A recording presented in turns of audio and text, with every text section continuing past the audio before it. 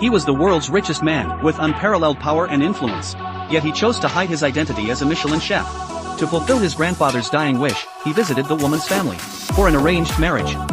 But when they learned he was just a cook, they immediately looked down on him. To keep their promise, they forced the man to marry their stepsister instead.